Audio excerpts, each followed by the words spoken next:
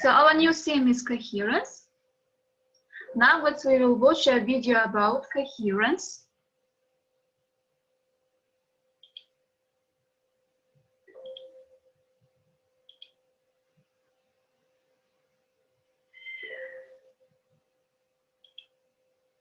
So in this video, we'll be looking at coherence and cohesion.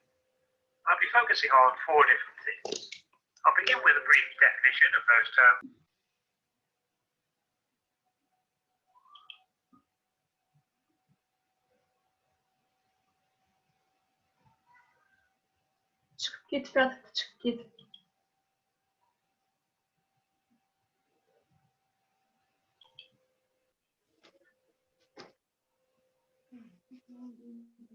Today's our new theme is coherence. Lesson 8.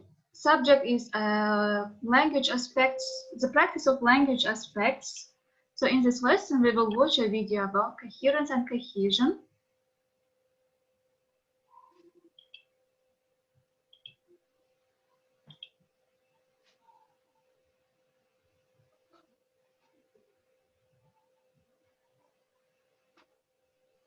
Finally, look at how the IELTS and TOEFL exams grade students' writing for coherence and cohesion.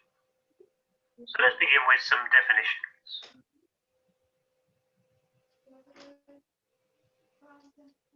Cohesion relates to the micro level of the text, that is, the words and sentences and how they join or link together. The related adjective is cohesive, which means united and working together or fitting well together. You can think of cohesion as like pieces of a jigsaw, which need to fit together perfectly. Coherence, in contrast, relates to the macro level features of the text, which help it to make sense as a whole. The related adjective is coherent, which means logically ordered and connected, clear and consistent, and understandable. And you can think of coherence as like the whole jigsaw puzzle, which will have a clear overall picture when all of the pieces are put together. Now let's look at cohesion in more detail. Good cohesion is achieved through the following five main methods: reference words, repeated words or ideas, transition signals, substitution, and ellipsis. Let's now look at each of these in turn, beginning with reference words. What are reference words? Well, these are words which don't make sense on their own because they refer to something else in the text. Examples of reference words are this, these, that, those, it, they, them, he, she, and which. Let's look at a short example text to help us understand reference words. I will use the same text later to help us understand the other ways to achieve good cohesion. Cohesion is an important feature of academic writing. It can help ensure that your writing coheres or sticks together, which will make it easier for the reader to follow the main ideas of your essay or report. Good cohesion can be related to five important features. The first of these is repeated words. A second key feature is reference words. The third one is transition signals. The fourth is substitution. The final important aspect is ellipsis. So those are three examples of reference words. Let's now consider repeated words or ideas. So this is the same text as before, but tidied up a little bit. There are several examples of repeated words or ideas, which I'll highlight now. We have the noun cohesion, which is used twice, along with the verb form coheres. The word writing is used twice, as well as the phrase essay or report, which represents the idea of writing. It's a synonym. And we have the phrase features and key feature. Key is a synonym of important, so it's the same idea. And important aspect. Aspect again is a synonym of feature, so it's the same idea. Important features, key feature, important aspect. But thirdly, let's consider transition signals. What are transition signals? These are words or phrases which signal the relationships between ideas. They're also called linking phrases, or signpost phrases, or cohesive devices. Let's look at some examples. So, cause transitions, for this reason, because of. Effect transitions, as a result. Comparison transitions, similarly, just like. Transitions, however, whereas. And there are many more examples for each of these four types. And there are also many other transition types. There are transitions to show examples, transitions to show order of importance, to show chronological order, to give a list, to show addition, or to give alternatives. Let's again look at this text to highlight the transition signals. So here the transition signals are all related to giving a list of the 5 important features that help give good cohesion.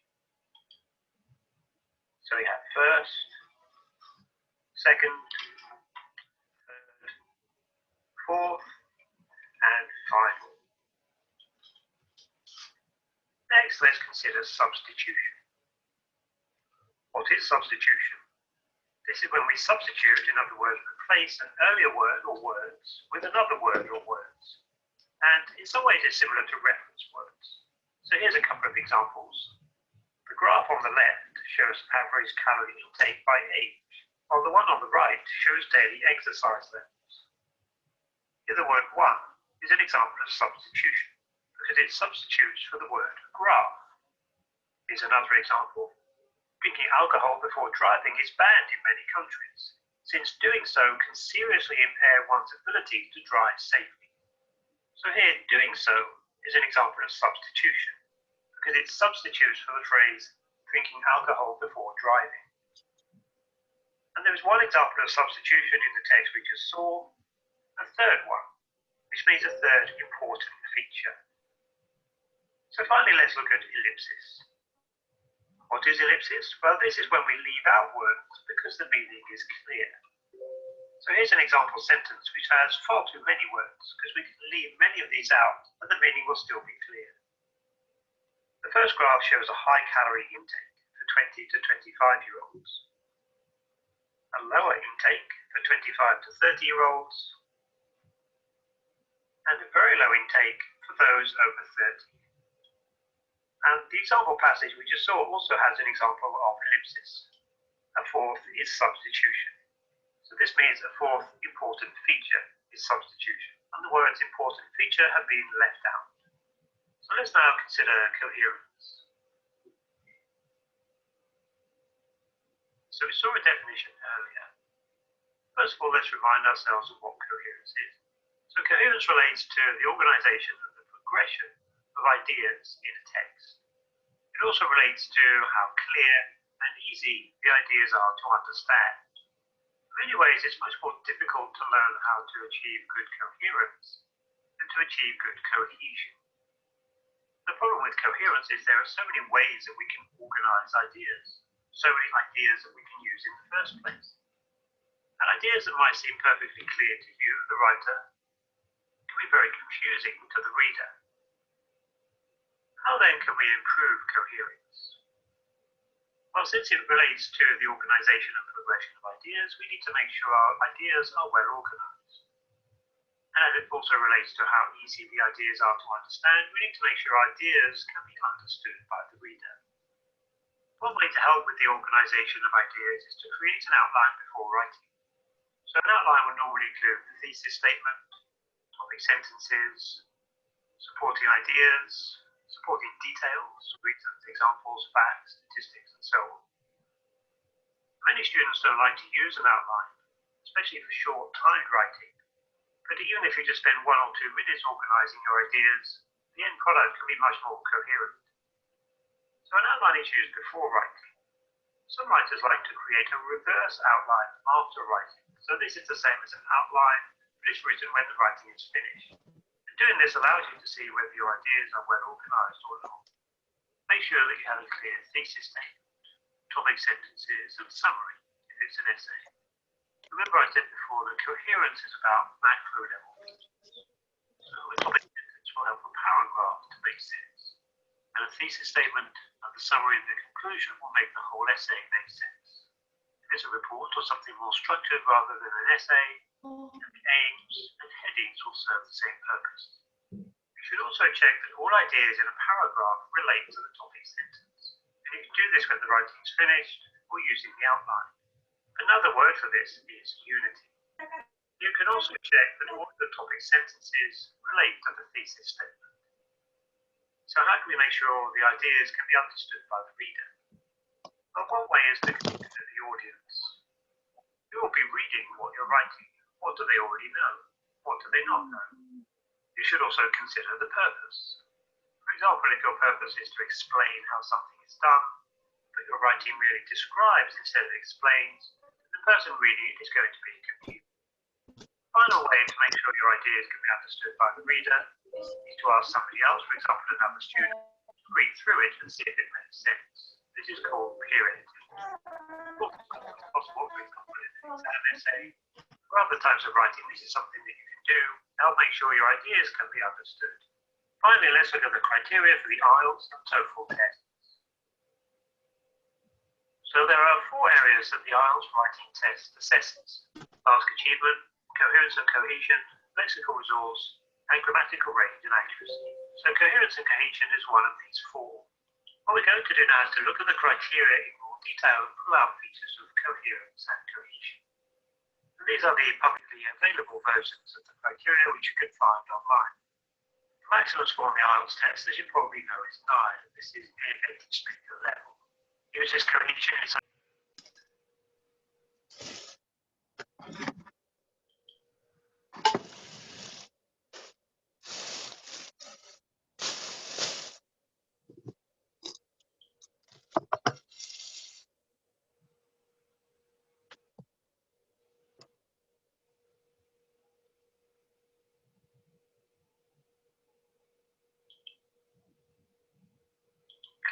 manages all aspects of cohesion well, uses paragraphing sufficiently and appropriately.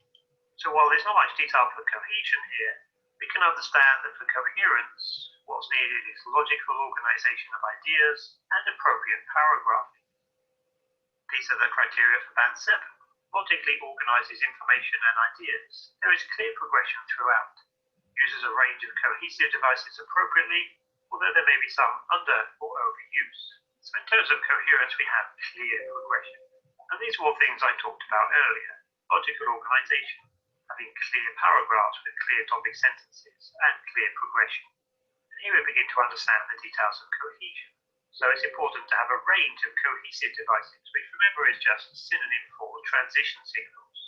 It's also important to make sure that cohesive devices and transition signals are used appropriately, which means using the right ones in the right places, and also important not to use too many or too few. A common mistake for students learning English is to use too many transition signals. You don't need them for every sentence. These are the criteria for Band 6. I won't read all of these out, but I'll highlight the third one. May not always use referencing clearly or appropriately. So this here is talking about reference words, he, she, it, them, and so on, which I mentioned earlier. And then looking at Band 5, again, I won't read all of these out because many of these are repeating the same ideas. But again, if you look at the third point, may be repetitive because of lack of referencing and substitution. So in other words, substitution is used as needed. So you can see all of the points here about cohesion are the ones I've mentioned before. Using transition signals, using reference words, using substitution. Let's look now at the rubric, in other words, the criteria for the TOEFL test. Again, these are publicly available criteria, so you can find them yourself online. So the maximum score on the TOEFL writing is 5. So these here are the criteria for the TOEFL at level 5. And unlike with the IELTS test, these are not separated into different areas. Even though if you look at them closely, which we'll do now, you'll see that they do in fact address different areas. So these are the parts which relate to coherence and cohesion. Is well organized, displays unity, progression, and coherence. And then looking at level 4, is generally well organized, displays unity, progression, and coherence, though it may contain occasional redundancy, digression, or unclear connections. And there's similar ideas at level 3, displays unity, progression, and coherence, though connection of ideas may occasionally be obscured. And also level 2, inadequate organization,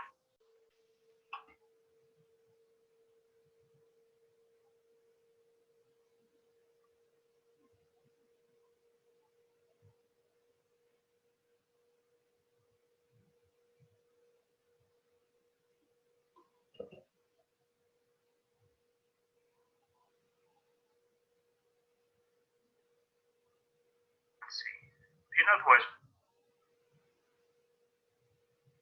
we don't have more ideas than we need. And we also need unity, which we talked about earlier, which means having all of the sentences related to the topic sentence. And the opposite of this is digression, when you move away from the topic to something which is unrelated. And we also need clear progression. So again, all of these ideas are ones which you mentioned earlier when looking at coherence. In terms of cohesion, the rubric is much simpler. It just talks about connection of ideas. This doesn't mean the things we've talked about are not important, because in order to connect ideas, you need reference words, repeated words or ideas, transition signals, substitution, and ellipsis. So it's not that those things aren't important, it's just that they're not mentioned explicitly in the rubric.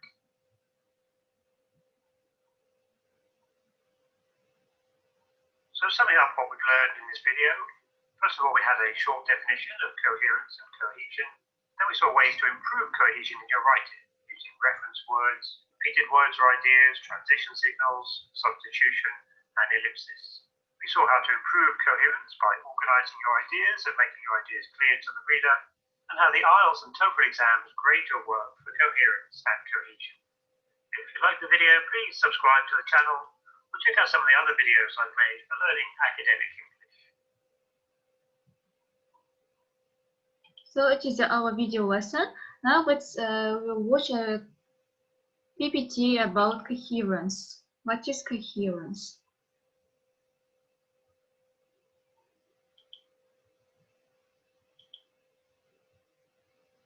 So you've decided to take the IELTS exam. Congratulations.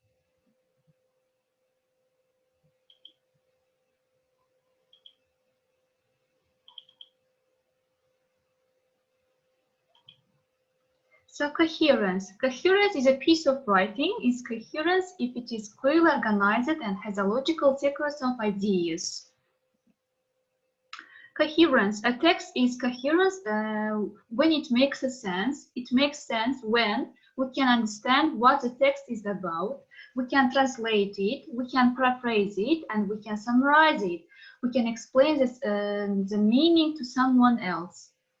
Coherence is enhanced if the reader can easily understand what the text is about, and the text is organized in a way that answers the reader's questions, and the text is organized in a way that is familiar to the reader.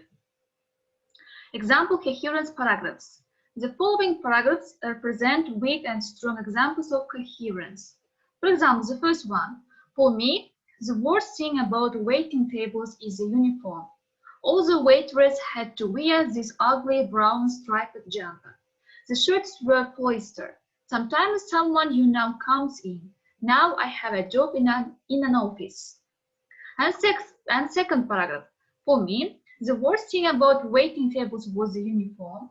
At that place I worked, all the waiters had to wear an ugly brown striped jumper. Underneath it, we had to wear an even uglier polyester shirt. Sometimes someone I knew would come in and I would feel embarrassed by my outfit. Now I have a job in an office where I can wear my own clothes. So I have gotten questions. What do you think? Which one is a weak example and which one is a strong example of coherence? Students, what do you think? Which one is a weak example and which one is strong example of coherence? Shadia.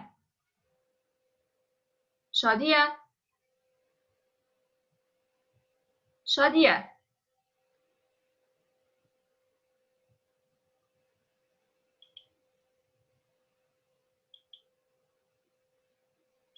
Is it here? Humara. Shafsta.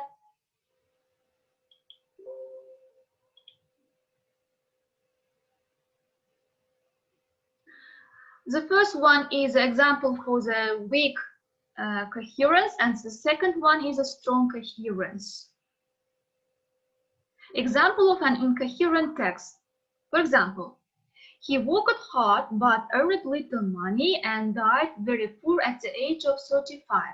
2 years later, his father took him to play at concerts in the great cities of Europe. So what they're saying, does it make sense? No, because the sentences are not logically connected to each other. Another sample. The Austrian composer Mozart was a musical genius. He has got a swimming pool. It actually tingles on your skin to tell you it's working. Water would then come to a fountain such as the one shown here. And that is why dogs still chase rabbits.